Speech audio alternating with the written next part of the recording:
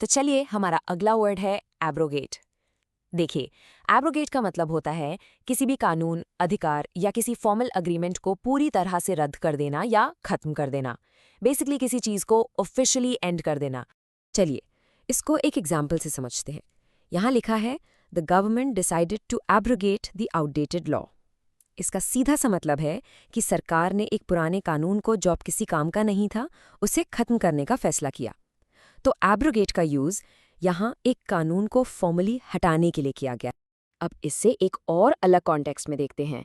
Sentence है countries can abrogate treaties they no longer honour.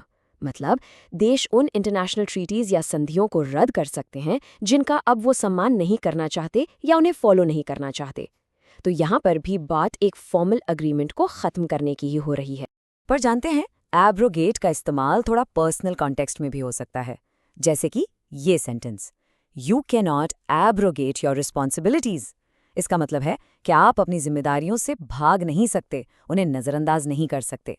तो ये वर्ड सिर्फ बड़े बड़े कानूनों या ट्रीटीज तक ही लिमिटेड नहीं है। और हाँ, ये शब्द आपको अक्सर न्यूज में भी सुनने को मिलेगा। जैसे इस न्यूज हेडलाइन को देखिए, activist urge the council to abrogate the unpopular policy.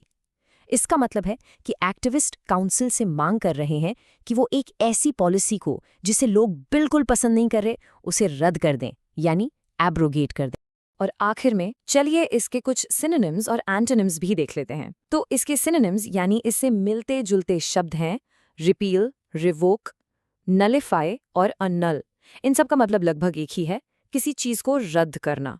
और इसके एंटोनिम्स यानी इसके विपरीत या उल्टे शब्द हैं एस्टैब्लिश, इंस्टीट्यूट, इनैक्ट और रैटिफाई। इन सब का मतलब होता है कुछ नया बनाना, स्थापित करना या लागू करना। तो उम्मीद है अब आप एब्रोगेट शब्द को आसानी से समझ भी गए होंगे और इस्तेमाल भी कर पाएंगे।